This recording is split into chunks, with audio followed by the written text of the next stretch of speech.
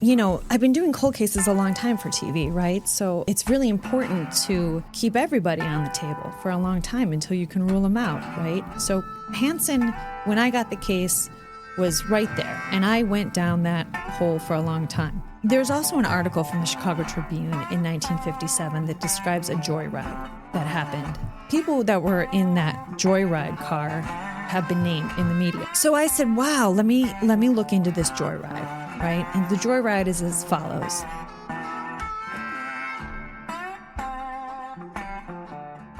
Hey, welcome back to Detective Story. I'm Mike Hammond. Thanks again for joining in. We really appreciate it. We got a great show for you today. Of course, my pal Chris Kafcas is here with us, as always, the co-host. And we have an amazing guest with us today, Michael Weber. Hey, Michael, thanks for joining in. Michael is an executive producer, a true crime media expert. She is producer of shows like Gangland, Chicago ER, UFO Files, Brazil's Roswell, which I gotta watch that one. Sounds like one. Yeah, a reporter for ABC News at one time. Now the executive producer and owner of the Michael Group Limited. What am I missing? That's a really awesome introduction. Thank you. Yeah, well earned. But that's not why you're here in total, right? Today, we're going to discuss one of Chicago's, if not most infamous, one of the very most infamous cold case murders, right? And that is the murder of the Grimes sisters, Barbara and Patricia, right? From 1956, still open. You could argue outside of the St. Valentine's Day massacre, which nobody's got a lot of interest in trying to get to the bottom of, the Grimes sisters is Chicago's most infamous cold case. You agree with that? I do. What's the context there? Like, what was it about this homicide in a specific, let's say, time and place, Chicago, in that era that made it have such a huge impact, and how? Yeah, Right? I'm happy to try to answer that. Yeah. Go ahead, please. Okay, well, so, in 1956, child murders weren't common, right? You had the Schuessler-Peterson murders that were a year before. You had the Grimes sisters, and then there were some subsequent ones, Judith May. May Anderson. Yeah, right? Bonnie Lee Scott. So this was really one of the first, and it shook the city, right? This is when people started locking their doors, Yeah, that's keeping what Mike their was kids saying. in. Yeah, kind of. They call it the end of Chicago's innocence, basically, right? It was. 300,000 people were interviewed. 300,000. This was one of the largest manhunts in Illinois history. How many police were? I think I remember having a conversation with you about this. How many investigating? Like, how many police were on the streets? That was Judith May Anderson in 2000 and some, but I wouldn't be surprised if the Grimes sisters matched that number at the time. But before we get down that, let me interrupt real quick for a second. I have some business to tend to. One, our friends at Gun Barrel Coffee. This is Chris's. Yep. Keep that separate. Touching. And mine, Gun Barrel Coffee, our partner, make great coffee. Good friends. Sal, he's a vet. He takes care of vet, first responder charities, donates $1 of everything that he sells to these charities. So please be supportive. You can go to him at gunbarrelcoffee.com. You go there, he's given us our own coupon code, Detective10. It's the word and the number, Detective10. You get 10% off. It's good living, and it's great coffee. So please do that. We appreciate it. And so I have my notes here a little bit on the Grimes sisters, but let's kind of briefly here. There is no shortage of media out there about the Grimes sisters. They basically get permission from their mother to go to watch Late Show at the Brighton Park Theater, right? Yep. Which is on Archer Avenue over in, what is that, Brighton Park? Brighton Park, obviously, yep. right? And they go to the late movie, which is Love Me Tender, Elvis Presley, which does play a role in this in a couple of ways. And they basically are not seen or heard from again for, a month, basically. Almost a month. and then their bodies are found nude. They're deceased out on German Church Road in then unincorporated Cook County, correct? Yep. It was, on the county line. So we have a jurisdictional issue, right? We had Willow Springs Police and CPD investigating. Right, because for us, we were handling the missing, right? And then when they're found and it's determined to be a murder, although we can get into that a little bit, it is clearly they were murdered. But we have I got notes here that I want to rail a little bit about the then coroner, McCarran. How about he's long dead, so he doesn't care what I think about him. But when working cold cases with my partner, Jim Hennigan, who we had several of these cases. Walter McCarran, coroner was an elected position back there where medical examiner is an appointed position. It's not that it's not political anymore, but as far as in my time on the job, medical examiners have all been doctors, right? And so I don't know that Walter McCarran was a doctor, but what he was definitely was a grandstander who did not let a chance at him being in the spotlight getting away of any investigation. 100%. Is it fair to say? I mean, I had multiple cases that I read these files, and it was not just cringeworthy, it was angering to hear the way he would handle coroner's inquest. He would grandstand. He would give the families hard times. It was, and in reality, he damaged this case probably from the get-go, right? Absolutely. He withheld evidence, that he withheld autopsy results, really important information from the autopsy results. Ultimately, Harry Gloss, who I'm sure you're familiar with, went against Walter McCarran. And he told the public that there was, semen found, that the girls were bruised, that there was, indications of violence, which was never released. I mean, what seems odd to me is that his cause of death officially is secondary shock due to exposure.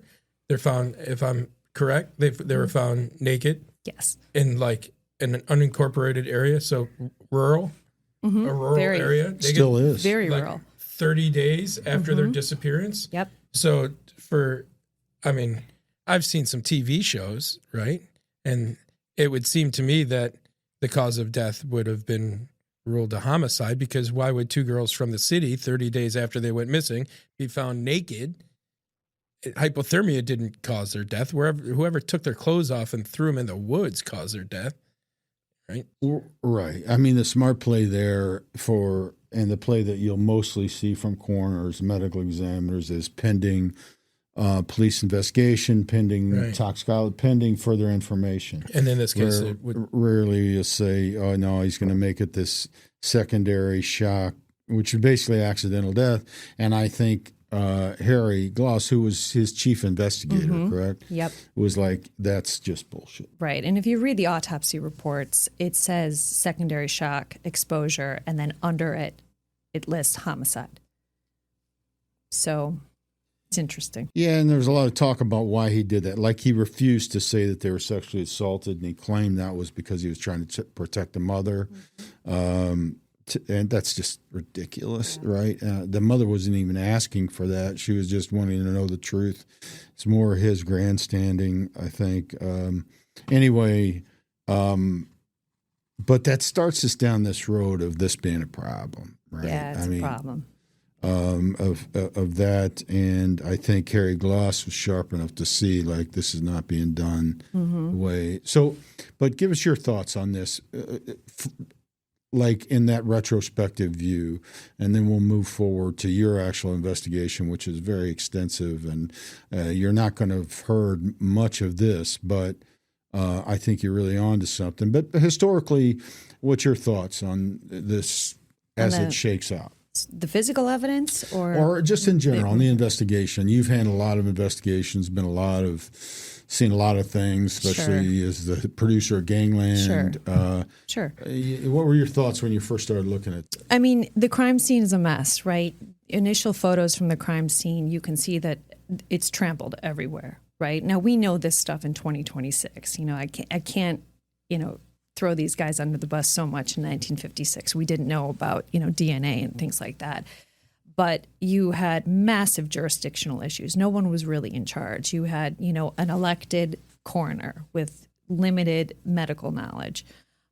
You had internal conflict between Gloss and McCarran, right? The two people in charge of this case were at war with each other. So it was a mess from the get-go, right? No one was really in charge. And that's unfortunate because there was a lot of manpower thrown on this. A lot. I don't think those cops, didn't do their job, right? The guys on the street were working it. They were working it, but they had very little to go with, right? They didn't know. People didn't know about the semen samples. They didn't know that this was a potential sexual assault, rape. They didn't know that there was bruising on the faces. The stuff that indicates that there was violence was not being talked about at the time. Yeah. So that makes it really hard, right? Right. Really hard. Yeah, and to tell you the kind of effect that this crime, and I said the movie would come back on this, just an illustration of how much attention this case got. It was initially thought, kind of reported that the girls might have run away. Sure. Right? Because by today's standards, they were, they would be considered pretty normal, average to good behaved young lady. By the standards of the day, they were thought to be just a little bit wild, probably for not, meaning sure. they take a ride in a car with boys, right? Like the standard was just much different. There's no evidence that they were ever into anything bad that I've ever seen, so in that initial stage where they were thought to possibly have ran away, Elvis Presley himself recorded a short bit for local radio trying to reach out to them. And it basically, I got the quote here. It was basically, he said, if you are good fans of mine, you'll go home and ease your mother's worries. Please go home. That's Elvis Presley, who was probably the most popular man in the world in 1956, recording this little bit for radio to try and get through to these girls, right? So there was probably a lot of pressure on everybody, and when you got people grandstanding and people doing this, it makes it super hard, right? So, and you've got this, time period of over 3 weeks where it's just missing and it's being treated as a runaway. They're not investigating at that point, right? They're just looking and looking and looking. Had they taken this more seriously and listened to their mother, Loretta Grimes kept telling them that these girls would never run away, and they wouldn't. There was no indication that would ever happen. So it wasn't treated as a potential homicide until after they found them. After 3.5 weeks later, after they found the bodies, right? And that was by accident. Right. Who found the bodies? There was a man by the name of Leonard Prescott who was driving down the road at about noon, and he sees what appears to look like two mannequins laying over the guardrail. This is a really desolate area. He was on his way to get groceries, actually. What does Leonard do? Leonard goes home, and he gets his wife and his kid. I think maybe 2 kids, but I know there was a kid in the car. He takes them both to where the bodies are. He then gets out of the car, and his wife faints, and they locate, they identify that it's actually 2 dead girls. They then go to the police station, and they're called out, and they find the girls, and, the girls' father is called out to identify them, and at that case, things unfolded fast. But, I guess back then they didn't really have the kind of context or language, but would it be safe to say by, in today's description, the bodies were staged? We'll be back after a quick break. I'd like to take a moment from the program to have a real talk about safety and security. Toward that end, I would like to introduce you to my friends over at Blue Knight Security Solutions, your ultimate partner in protection. Blue Knight Security Solutions isn't just your average check your ID at the door security company. They're a team of elite detectives, investigators, and law enforcement professionals with unparalleled expertise. Especially in this realm, I would not vouch for just anyone. I confidently endorse Blue Knight, however, because I've seen and I know their skill sets firsthand. Whether you need their real-world investigative prowess or securing your home, business, synagogue, church, or event, Blue Knight has you covered. From risk assessment to tailored security plans, they'll ensure your safety is priority number one. Please don't get caught in the trap of having the illusion of security. Make sure you are actually making yourself, your loved ones, businesses, and community actually more secure. Blue Knight Security Solutions provides street-smart operators who can handle any situation. Heading out for the evening? Worried about your kids heading out safely? Forget the uncertainty of ride shares or cabs. Blue Knight offers secure transportation with trained security operatives who prioritize your safety every step of the way and will get you where you're going with the confidence that you're well protected. Contact Blue Knight Security Solutions today at 773-706-4920 or visit BlueKnightSecuritySolutions.com. That's night like Knights of the Round Table. BlueKnightSecuritySolutions.com.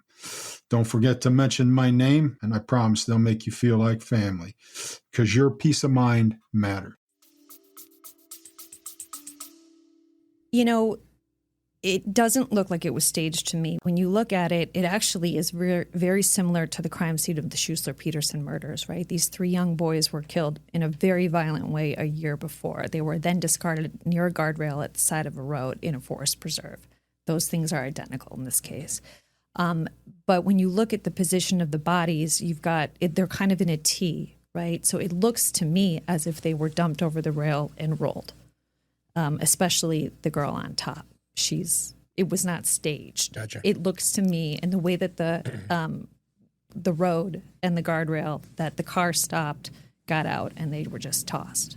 And if I'm not mistaken, correct me on this if I'm wrong, but the lividity didn't match the position of the body, right? Well, you know, we're getting into some area where there were theories at the time that the girls were stored somewhere, that after they went missing, and I can tell you what we do know now about the night they went missing, but the lividity that I am aware of matches them being in that spot for weeks. It doesn't match them being someplace else. I got you. Okay. Yeah, so and you understand lividity concept. So if you don't, for our listeners who do not, lividity is the concept that when your heart stops and you die, your blood starts to settle towards gravity. So it looks like bruising or purple skin. And that's a lot of times how you can tell if a body's been moved, right? If that lividity, the purpleness on the skin is face up, then you know that that's not the way they died or the place they died, right? Yeah, lividity indicates they were put there soon after death. Okay, so their hearts were still beating. Based on that, their hearts were still beating when they were put there. Yeah. Yeah. And then there's the issue of their stomach contents, correct? Sure. They had found meatloaf in their stomach during autopsy. I guess the mother stated they'd eaten meatloaf or something. I don't know if it was meatloaf, but the stomach contents are identical to their last meal. So that indicates that they died within 5 hours of disappearing or eating that meal. Had they been taken somewhere and held, right, we would probably expect them to be fed something. So that wasn't in there. There was no indication that they were malnourished. So that was the last meal. Well, right, Maybe. Except that. Meatloaf was a fairly common meal in 1956, right? I think it was tuna. I think that they... Was it tuna? I'm pretty sure that they ate a tuna sandwich and... I got to remember this, but I'm pretty sure it was tuna. Definitely wasn't meatloaf. Yeah, Definitely wasn't meatloaf. Okay, so... I got that from AI, so it could be complete bullshit, right?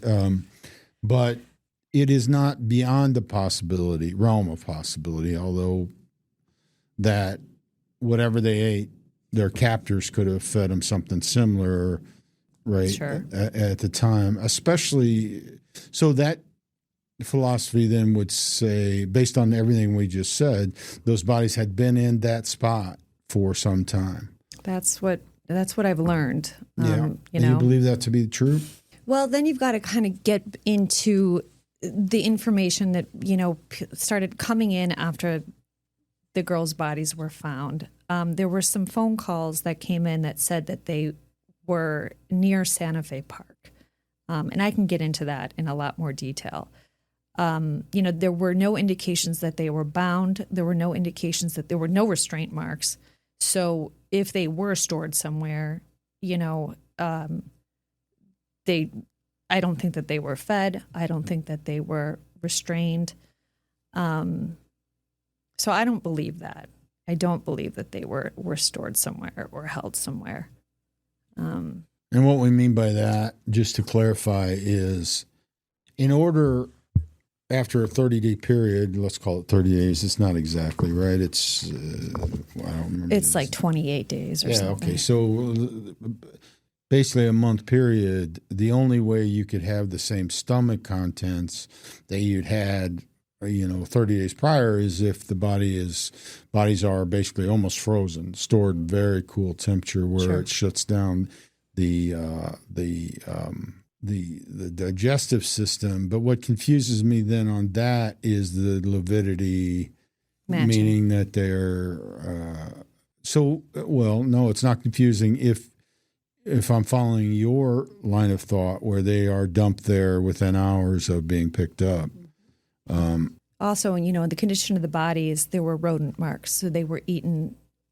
The rodents were eating them for a long time. I don't know. Correct? I don't know how to date rodent marks, but there were significant holes in their body from rodents.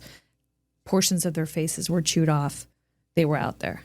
Yeah, so that's going to not be something that happens right away for sure. So, you've got lividity, you've got the rodent marks. It was freezing, right? This is January. Well, probably. I'm not an animal expert on that, but I would say within a day or so that's going to happen, for maybe less. Some of my hunting friends are going to throw a fit and be on me about that, but that's good. I want to be corrected. So anyway. Additionally, their feet are clean.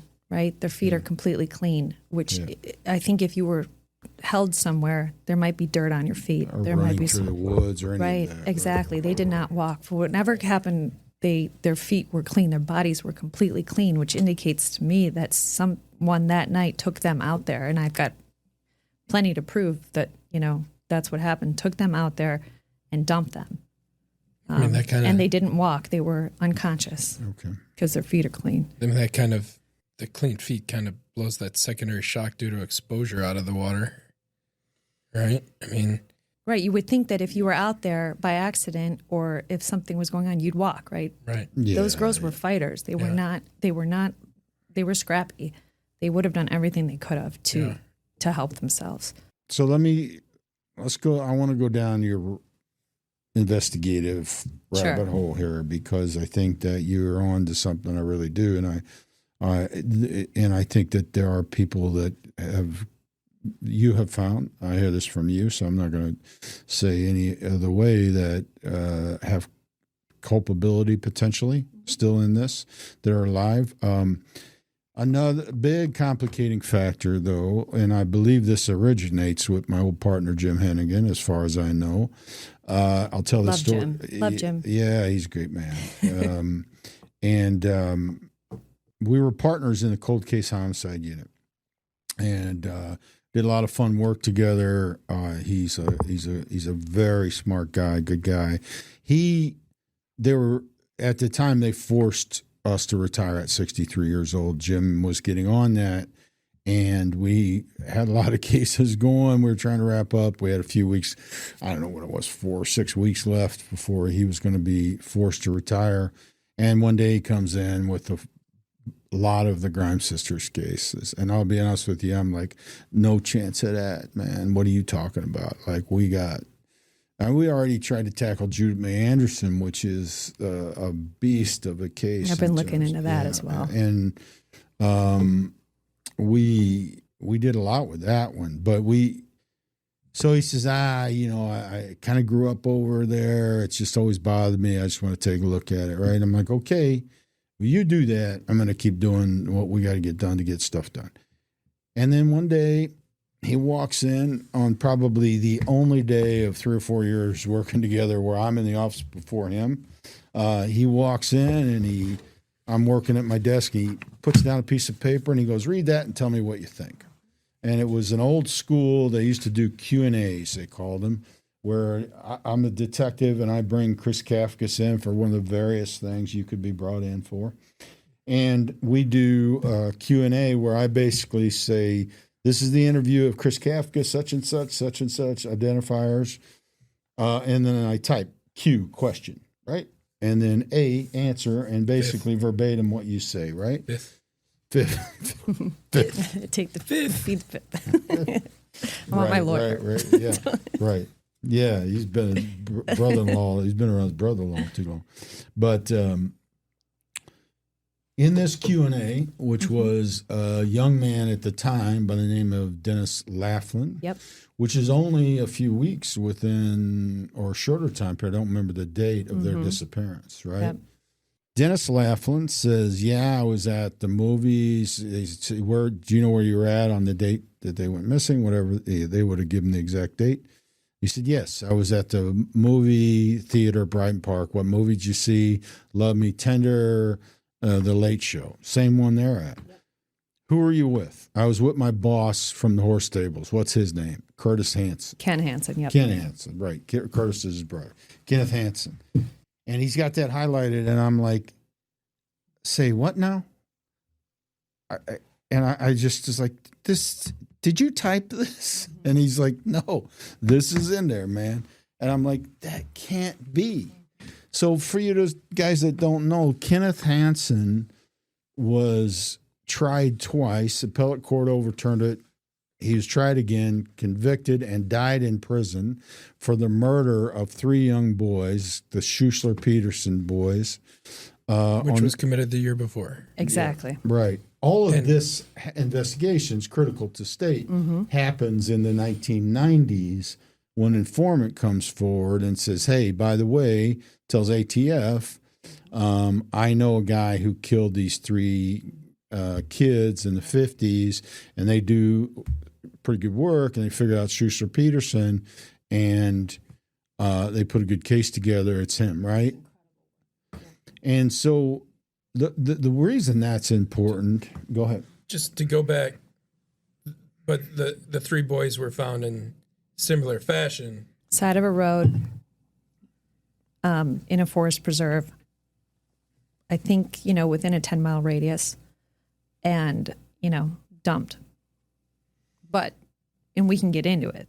The way they died was very different. It was very, very violent. Very, very violent. Yeah, they were sexually assaulted in horse stables and killed, by Kenneth, and maybe with the help of his brother Curtis. Different people. Kenneth was kind of a little more, for lack of a better word, effeminate, kind of low-key guy, dangerous. Very. A predator of a guy. Horrible guy. I have some friends of mine who actually arrested him for their murders in the 90s when ATF put out word, hey, we got a warrant for this guy, and they found him, arrested him. That's how I have this information about Hanson, his kind of persona.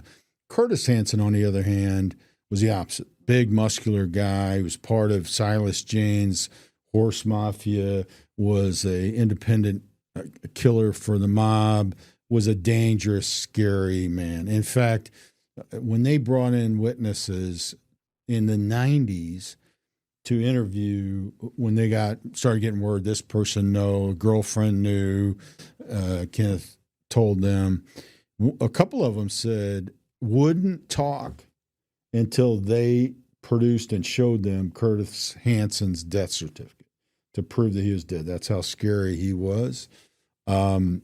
The theory being that Kenneth Hanson lures these kids there to ride horses or whatever, probably not hard to do, has his way with them. They freak out, and Curtis has to come in and help clean up, right? That's kind of the theory. Was it? Yeah. So, and then soon after, the horse stables burned to the ground. Yeah, you've got the convicted killer of Schuessler-Peterson boys sitting in the same movie theater as the Grimes sisters.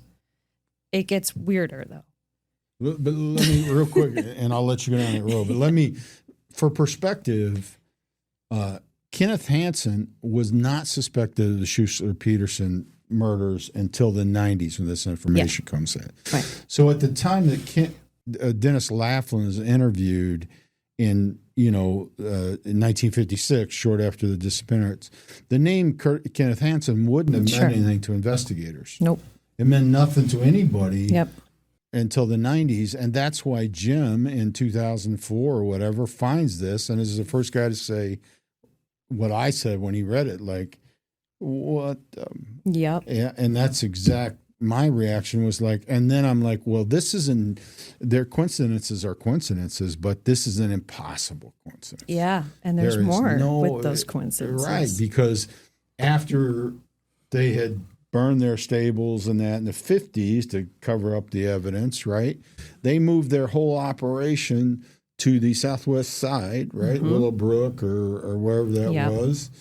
Very close to within 3 miles of where the Grimes sisters were found. Ken Hansen used to house the Kittyland horses on a property, within a few miles of where the Grimes sisters were found. There's some discussion that actually they were found on his property. The reason that is because there is a police officer, or may have been an ATF agent, that was on the phone with Ken Hansen. And they said, actually it wasn't ATF because they weren't involved in that time, but someone was on the phone with Ken Hansen when they found the Grimes sisters' bodies. And he said, they found those girls on my property. That's in documented police reports. I just don't know who that interview was with offhand. So that's a lot of coincidences. Yeah, it's no, go ahead. No bueno. No, it's no bueno. It's no bueno. So where do you go from there? Well, I mean, listen, when I got involved in this stuff was already, coming out. I still think Ken Hansen can't be ruled out. There's too many coincidences, right? But, so I looked at Ken Hansen a lot. But the more that I started looking into the case, the more I started to think that he wasn't involved because the things that I was able to discover pointed elsewhere. Now, is he connected by the group that I think did this, right? Could my guys that I think actually were involved in this know Ken Hansen? Could they have been transporting the girls out to his property for something nefarious? I can't rule that out, right? You've got Dennis Laughlin in the movie theater, who I can prove was in the same high school class as the person I think did this crime, right? Also, Willow Springs at that time was a weird place, right? There were tons of brothels. There was a lot of human trafficking going on. It was a mob town. Yeah, it was mobbed up. Yeah, sure. I mean, the sheriff at the time, we can prove, had connections. So it gets weird, right? This location on German Church Road where they were dumped, however, it's also a popular hangout spot for local teens. Everybody went out there. There were abandoned houses that they used to go party in. So it runs the gamut from being this kind of innocent place that teens just go to party to this really strange brothel-ridden crime location, right? The whole area. So, and the people that I think were involved in this crime used to go camping out there. Do you think it was multiple offenders? I do. I mean, I think that there was one main offender, but I'm pretty confident somebody else was. Well, I know that. Yeah, there was somebody else involved. I don't think that person actually transported the girls out there. I think my guy did. But we can get to that. So yeah, Ken Hansen, right? I mean, you can't not look at Ken Hansen. Like, there's just too much. But I always thought if he was involved, I don't think he killed them. I don't know that they ever made it there. I think something went sideways in the car, and my killer panicked and dumped him. Now, where were they headed? Why German Church Road? Maybe because my guy camped out there. Maybe because local teens really went out there all the time and they knew it was desolate that night, especially at midnight, right? Especially at midnight. But were they going to Ken Hansen's? Were they actually going to see Ken Hansen, right? Who liked boys? Maybe it was Curtis. Maybe it was another bad. See, her Kenneth's deviancy was towards young boys, as it turns out. But his brother Curtis, the scary dude, was also a known, reputed pornographer. Right? Pornographer, correct. And so made pornographic films. So there's a whole, you let your You mind could go down a rabbit hole with that. Were the girls transported out there to make a film? Were they transported out there to see the Kittyland horses that we know were housed there in the winter? The same stuff that happened in Schuessler-Peterson, right? Those guys were lured to go see horses. There's a lot of similarities. To ignore it would be impossible. However, it was also a really well-known place for local kids. Really well-known. And people were out there all the time. Well, the connection with your guy, and by the way, for our listeners, you're like, well, we're not going to name anybody by name right now because suspects at this point, at this juncture, because this is an investigation that is still active, is still ongoing, it has legs, especially with the work you've done. There are investigators still looking at it, and they need to interview these people, and they need to, while they're still alive, it needs to be done. As a homicide detective, you cannot let these things, it doesn't matter if the case is 100 years old, if it has potential, you can't sit around and wait on DNA and hope the DNA shows up. You have to go interview these people. We don't want to step on anybody's investigation. They have that opportunity. I'm sure they will do that. I certainly would. It's incumbent upon them to get that done. If they need assistance, I'm volunteering Mike's detective skills in that investigation. I'm sure he would do it pro bono. So we're going to go down this road, and I apologize because I know you'd love to. There's so much I'd love to say, but we'll keep it. As far as their names, we're going to leave that for now, of course, to keep the potential prosecution in check. Sure. The integrity of the cases, I always like to say. But you believe that one or more of the men responsible for this are still alive. I know that one of them is who I believe. Yeah. Yes. And you know where he is. I've met with him. Do you have a microphone that I could drop on the table? I'd like to take a moment from the program to have a real talk about safety and security. Toward that end, I would like to introduce you to my friends over at Blue Knight Security Solutions, your ultimate partner in protection. Blue Knight Security Solutions isn't just your average check your ID at the door security company. They're a team of elite detectives, investigators, and law enforcement professionals with unparalleled expertise. Whether you need their real-world investigative prowess or securing your home, business, synagogue, church, or event, Blue Knight has you covered. From risk assessment to tailored security plans, they'll ensure your safety. Blue Knight Security Solutions provides street-smart operators who can handle any situation. Contact Blue Knight Security Solutions today at 773-706-4920 or visit BlueKnightSecuritySolutions.com. Let's back up a second here, Michael. Walk me through this, if you don't mind. Sure. How do you get from me saying, holy shit, Curtis Hanson, is that this is impossible? Sure. It is impossible. It's him, right? He's not involved, right? Mm-hmm. And then you start, tell us. Yeah, so, I've been doing cold cases a long time for TV, right? So it's really important to keep everybody on the table for a long time until you can rule them out, right? So Hanson, when I got the case, was right there, and I went down that hole for a long time. There's also an article from the Chicago Tribune in 1957 that describes a joyride that happened that night.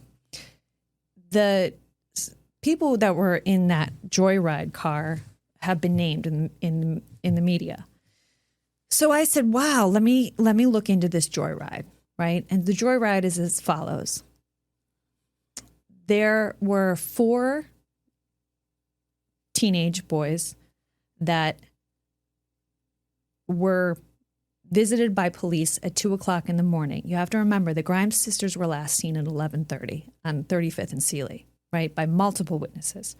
They were seen to be getting into a vehicle, a split windshield black mercury, to be exact. Now, that's a very specific car, a split windshield. Go ahead, I'm listening. Police are called to a home, and this is in the article, of a fight. Who reported this fight? We don't know. It could have been neighbors. It could have been someone in the house. And it was a father yelling at 4 kids because they missed their curfew. And he was pissed. So the police come and they interview the kids and say, where were you? What were you doing? We were out joyriding. Okay, who was with you? And can you come down to the station? Right? Because the story got weird.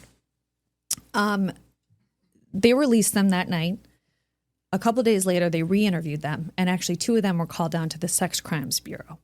The reason they were called to the Sex Crimes Bureau is because during their police interrogations, interviews, they said that they were with a 17-year-old girl and they raped her. Story goes they either raped her or she had consensual sex with them. Okay? So we've got 4 kids out joyriding. At some point during this night, the 4 of them are in one car at the corner of 35th and Sealy at 11:30. Something spooks 2 of the kids, right? They run into a bowling alley. The other 2 take off. So those 2, their whereabouts are missing from 11:30 till 2 o'clock in the morning when they are interviewed by police. That caught my attention because it turns out that one of the guys knew the Grimes sisters, which, you know, you have to say, why would 2 girls get into a car with someone they didn't know? They knew him. They knew him. They felt safe. They felt safe enough to get in this car, and they were only blocks from their house. So that kind of, you know, I said, there's something more with this joyride. It's like Occam's razor, right? 35th and Sealy. It's all there. The times match up. Everything started matching. So I started going down that path. I started piecing together the sightings of the Grimes sisters that night, what we can confirm, what we definitely know is true. The cars that were, they were approached by multiple cars that night. So they go to the theater, right? They actually stay for a double feature and they leave. And they're seen by people leaving the theater and walking, right? Then they are approached. This is a very short time frame, right? We're not talking about hours. They're approached by cars of guys, cars filled with guys, which was really common on Archer, right? In 1957, like they just hang, or 1956, you're just hanging out, you're having a good time. It's probably a cruising strip. Yeah, right? cruising, big thing. Probably the same guys that used to go party in Willow Springs, right, on German Church Road. But, you know, so they're approached and witnesses confirmed that they were approached by a black Mercury with a split windshield and a green car, right? So there was a little caravan going on here. So that started just, you know, that's what we know about that night. They were on Archer. They were on 35th and Sealy. They were spotted darting in and out of storefronts right near 11:30. Now, were they darting and playing? Or were they scared? I don't know, right? But I do know at the same time, 2 boys got spooked enough in a car that matches the car that they were seen getting into to run away. Additionally, witness reports have come forward that there were screams heard in an alley soon thereafter, right? So were they sexually assaulted then in the alley? Did it go sideways? I think this crime was not on purpose. I don't think that whoever... You mean their deaths. Their deaths. I don't think that whoever took them that night planned to kill them. I think it was a sexual assault that went sideways. I think that, and I'm given the position of where I think the bodies were in the car, they were trapped. It was, you know, one of those old couch-like kind of interiors, right? They couldn't get out of the back seat. And I think it went sideways and they panicked and then they dumped them. Now, the problem with that theory, right, that I run through my head is how can 2 kids pull off a crime like this? Clean bodies, no ligature marks. Well, that's if you believe McCarran, right? The coroner. They were bruised. They were bruised. You know, maybe they were suffocated, right? I don't know. There was semen. Was that semen, you know, from a prior consensual sexual experience that one of the girls had? or was it from our killer that night? Additionally, the guy that I think was driving the vehicle has allegedly confessed to the following, to a pretty good source who is no longer with us. She has died. That it was a sexual assault gone sideways. He actually took them out to German Church Road to spook them, and he forced them out of the car at knife point and naked after stripping them, and that he was going to turn around and come back and get them. But when he came back to get them, they were gone. So once I found that out, that this person was very credible. She's not a whack job. She's not a citizen detective. You had this conversation with her yourself. Yes. That was weird, right? Just like Ken Hansen's weird, right? We've got guys in the location. We've got a alleged confession. So that's kind of, I had a bunch of buckets of suspects. I had Hansen. I had the Joyride guys. Charles Melquist has been brought up in this case a lot, and I don't think he's a bad suspect, right? You have to look at the murder of Bonnie Lee Scott, which was after the Grimes sisters. Bonnie Lee was rendered unconscious through a chokehold, right? Melquist learned it in the Army or wherever he was. Charles Melquist, just to back up a little bit, was a violent sexual predator working that area kind of a little bit. Yeah. And dates of Melquist, women who Melquist went out with, said that he tried to render them unconscious multiple times. So he was known for this, right? And then he killed Bonnie Lee Scott. Now, he also revisited Bonnie's body and cut her head off, right? That's a little different, right? But given that Grimes was prior to that, maybe Grimes was his first kill. Maybe, it wasn't. There were post-mortem marks in Patricia Grimes.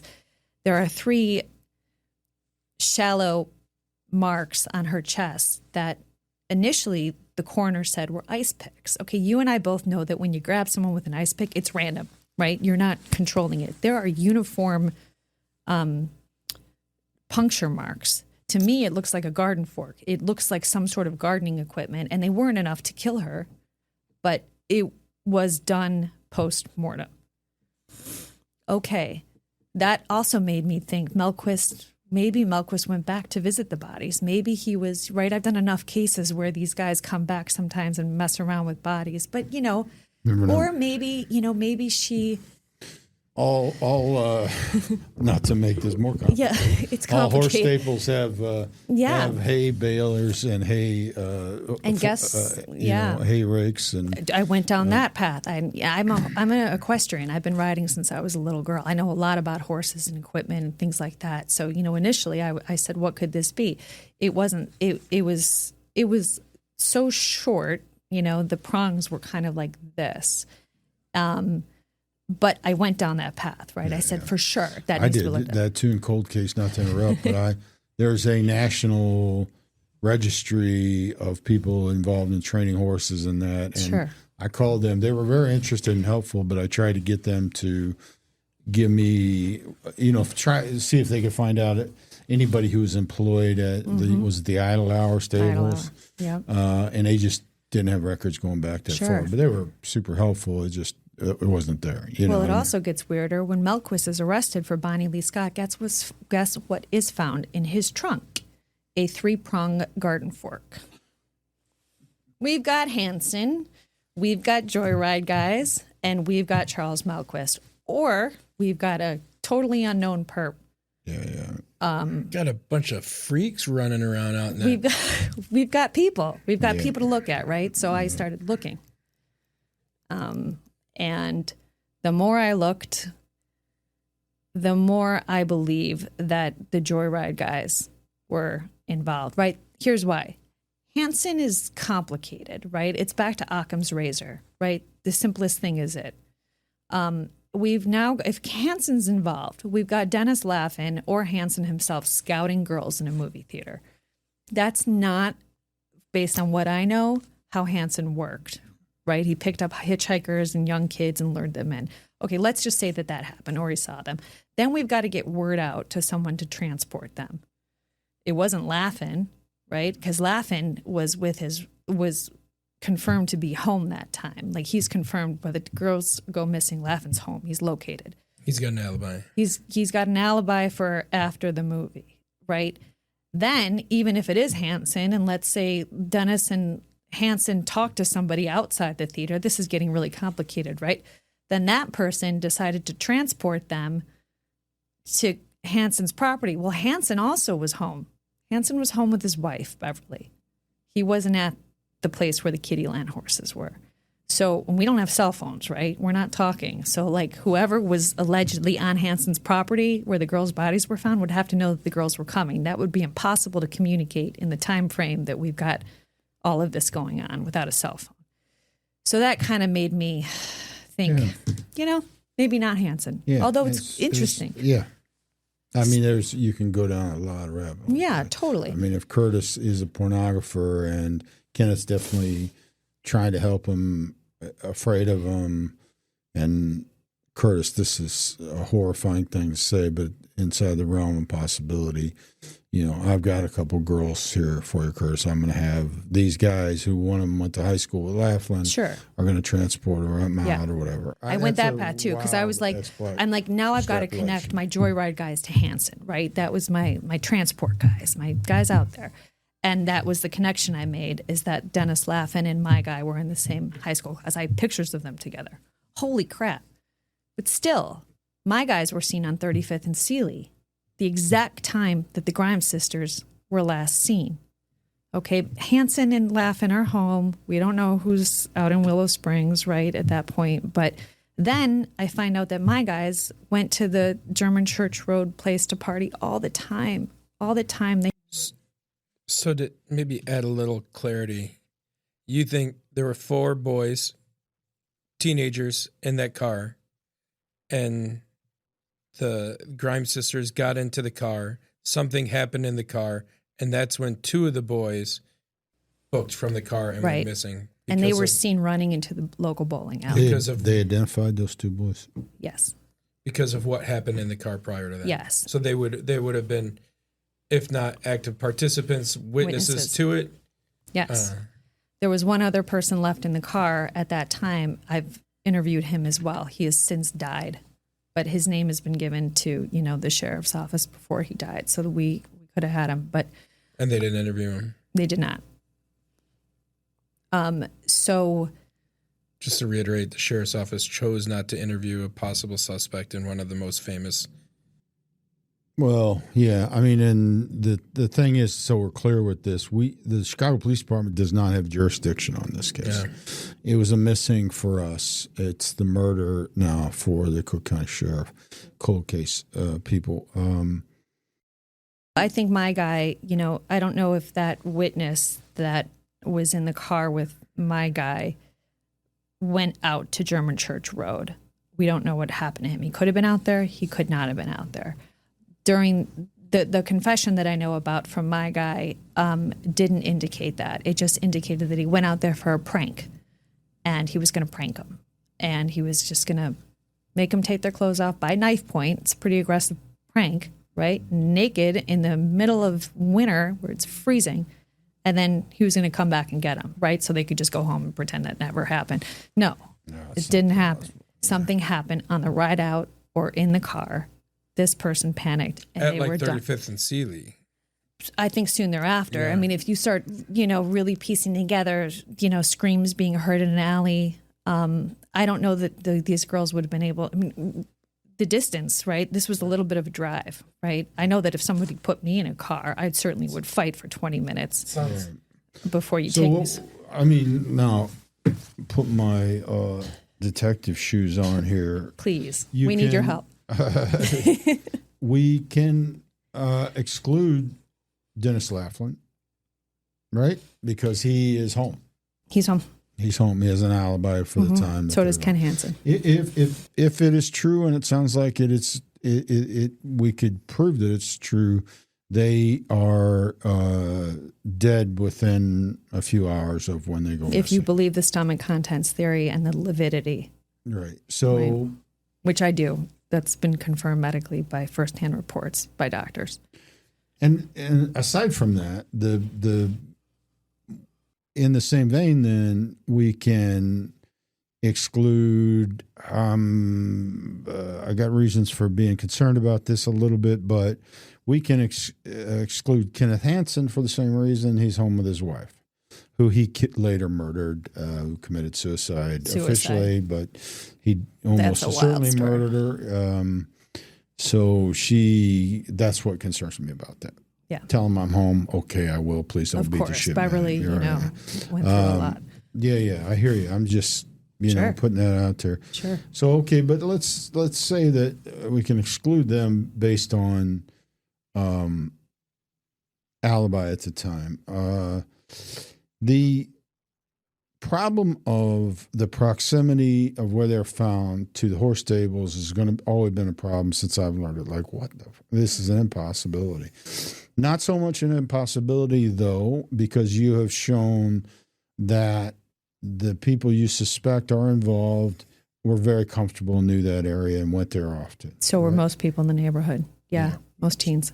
So now you also have, unfortunately, she's deceased, but you have a third-party statement that you took from a woman of the subject who says basically what your theory is. And your theory is based on this conglomeration of evidence you've come together, predominantly, or very importantly, her statement. Yes, and she was incredibly scared for her life. Incredibly scared. She was reluctant to talk. I found her very credible, and I gave her name to the sheriff. And they allegedly interviewed her and didn't find her credible. I don't know if that interview ever happened. Okay. So then, I'm sorry, Chris, go ahead. Well, there is a connection between the gentleman with Kenneth Hansen and one of the people in the car, right? Is it possible that, they come out of the movie theater, the girls are standing there talking to a car, talking to the car. Is it possible that Kenneth Hansen somehow finds his way into the car? Well, if you believe his wife, Beverly, he was home. But right. I hear what you're saying. It's just a lot. It's like one of those, I'm feeling what you were saying earlier, that the chances of this murderer being in the movie theater at the same time and not being involved would be like beyond.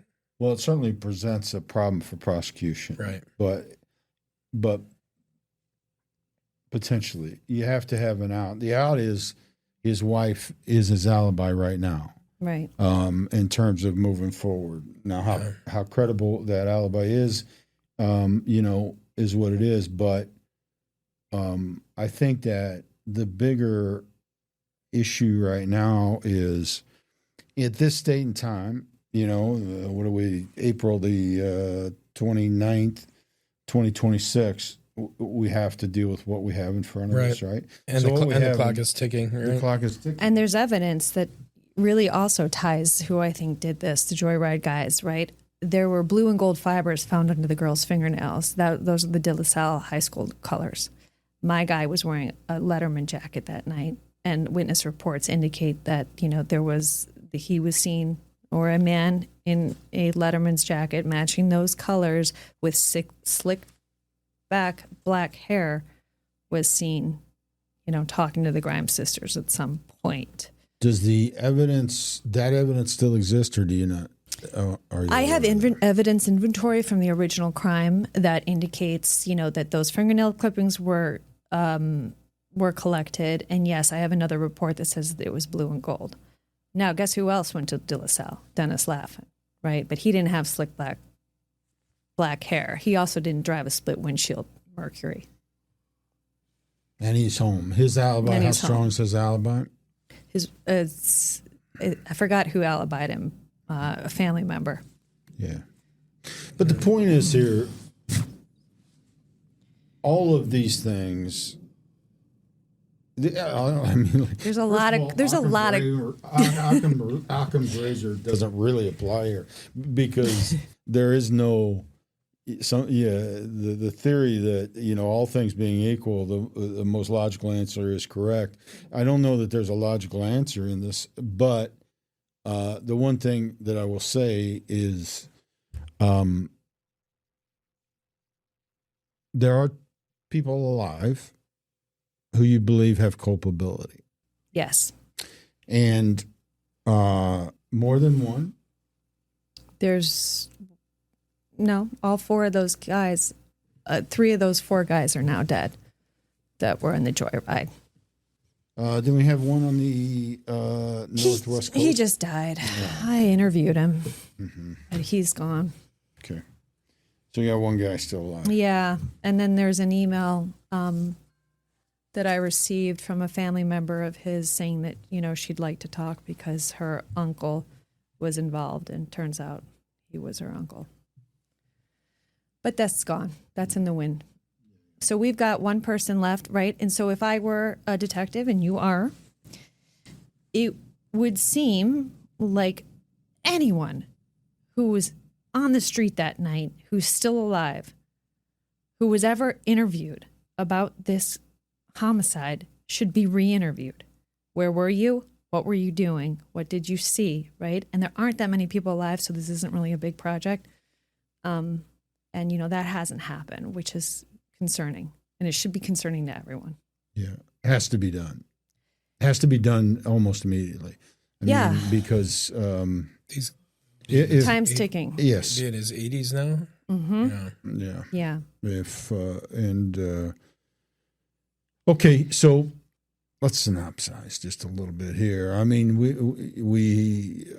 well, tell me your thoughts. Wrap this up a little bit for me here. Where are you at with it? Drives you crazy at night? It keeps me up at night, right? This is something, I'm like a dog with a bone, because it's right there. I've gotten to this guy. I've met him. It's really easy. He's not like, he's on the street running around with a gun. He lives in a beautiful house. He has no employment records after 1970 something. He did not come from a wealthy family. I still haven't been able to figure out his source of income. It's not his wife.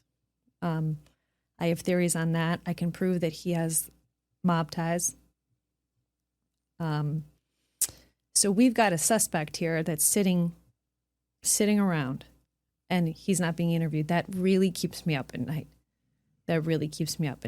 And so, where my project is that we'd like to see some sort of closure in this case, right? We'd like to solve it.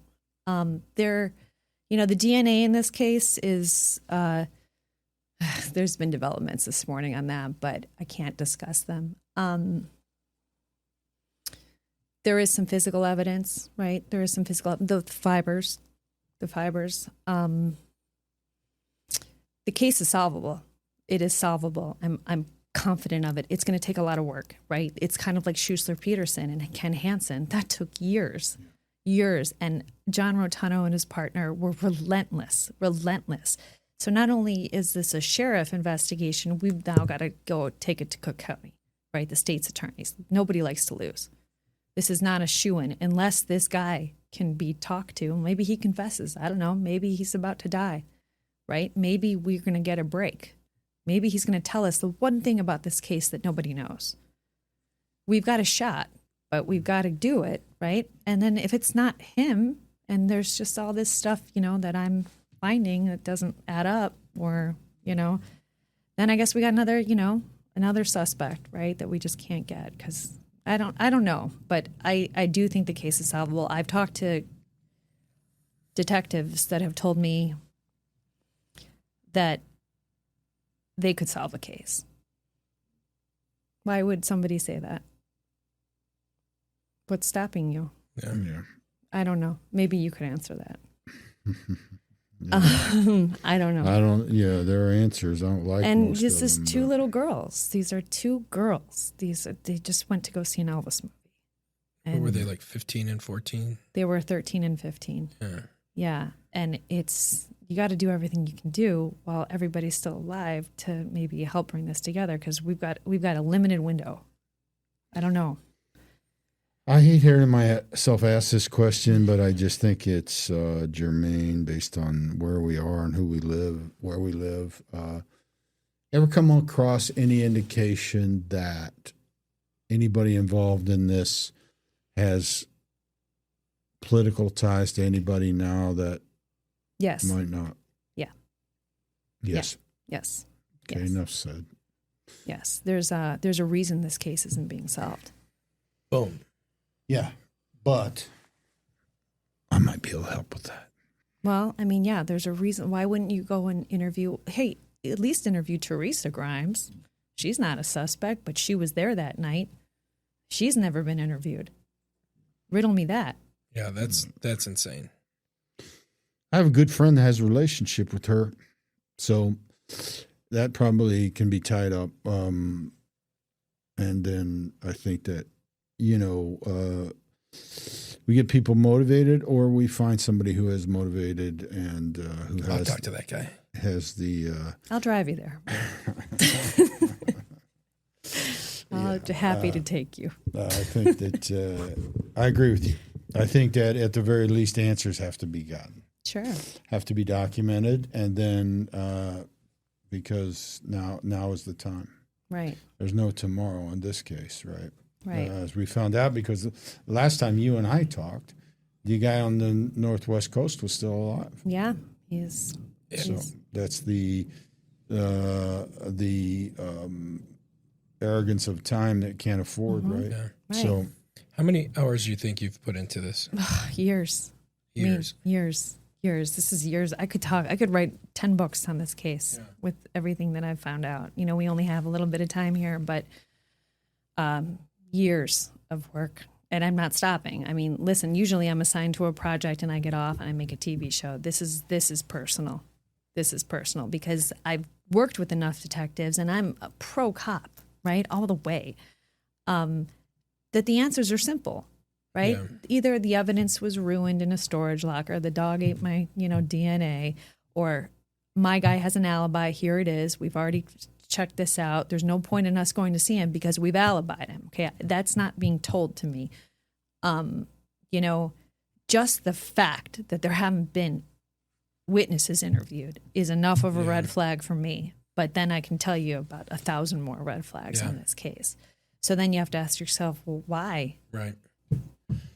okay, so we could roll with this for we could do a Joe Rogan thing and go 4 hours, but the point we wanted to get across with this, though, I think we've gotten across, right? This case is live, has legs, can be solved potentially, or at the very least, there are questions that have to be answered even if it can't be solved, right?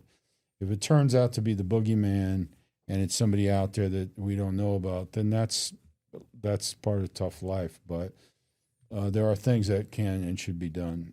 Is that fair to say? Absolutely. Every lead should be, tracked down to the end of the earth while these people are still alive. Again, we're not talking about many people. This is stuff that I've been able to do in, myself.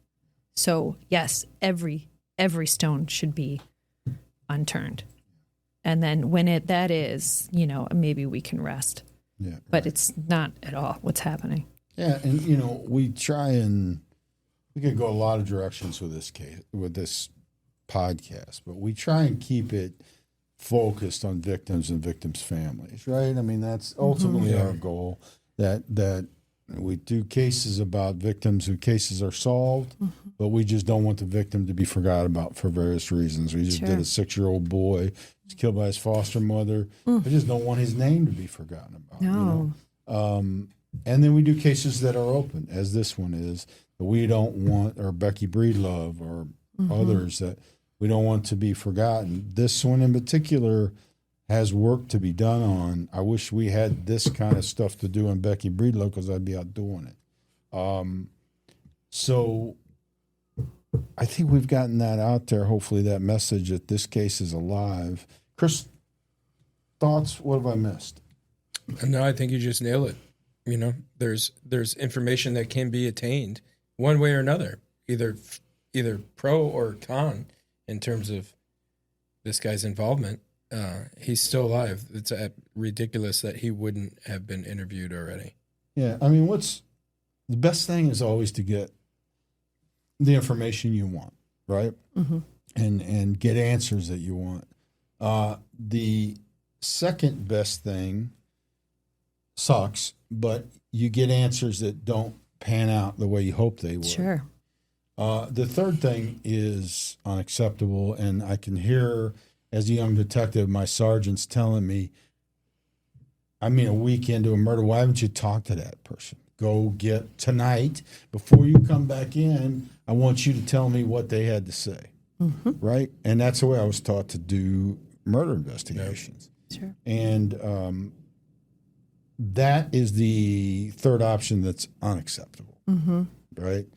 And so that needs to be done. But okay, so we've closed our end. Yeah. Michael, close out on your end. Tell me your thoughts and how you want to leave this. I mean, we're in production on a documentary about this. I'm looking for an ending, one that makes sense. Because again, like you've said, the story's been told a lot, right? Ken Hansen's been brought up a lot. Charles Mulquist has been brought up a lot. The Joyride guys, they've been brought up, maybe not to the extent that I know about them now and the information that we know, but they've been brought up. And we have to do everything we can to solve this crime, or die trying. You know what I mean? Yeah. We gotta go. We gotta get it. I think we've got a year, maybe 3 at the max, given what I know and about how my guy's doing. Yeah. So yeah, I think everyone's waiting. Everyone's waiting to ever have this case wrap itself up, and I believe it's solvable. Yeah. I believe this one is. I do. Well, I want to say, first of all, thank you for coming on. Thank you for having me. It means a lot to us. It's been fun. You're fascinating, and you are intensely bulldogging in this, and I admire that a great deal. I also appreciate the fact that you are trying to get answers and not trying to just make a documentary that exposes weaknesses. That's low-hanging fruit. No. And you really want answers, and I admire that. And that's what I hope every homicide detective wants, and I'm sure investigative reporters, I hope that's their end game too. Yeah. I think you've done a great job on this, and I admire your work. And whatever I can do, I will. Listen, I would love to be there for whoever wants to catch this guy to capture it, and give all the credit to everyone who wants the credit. Yeah. This is about solving this crime. And if I'm not there to capture it, that's great too. Yeah. It's just, as long as it gets done. Long as someone does the right thing. Ideally, while their sister is still alive. That would be amazing. Yeah. Okay. Anything else? No, you guys were great. I appreciate it. Thank you. Well, Thank you. Chris, what do you got? Anything? We got some exciting stuff coming up. Next week's going to be a big week. Yeah. Yeah, we got former superintendent coming on, going to talk with us. It'll be good. I don't know we'll have too many things as fascinating as this one today, but we'll work on it. Yeah, that was awesome. Yeah. Hey, thank you guys very much for joining in. Please like and subscribe. Hit us up on the website. Always you get me at my email, mike@detectivestory.net. And look at our Patreon page. Join that. It helps a lot. Helps us continue to produce content. So we appreciate all that. We appreciate your time today. And, please keep Rick Coyle, John Bartholomew, and his partner in your prayers. And we will talk to you soon. Take care of yourself. Be safe. Take care of each Stay other. safe. Adios.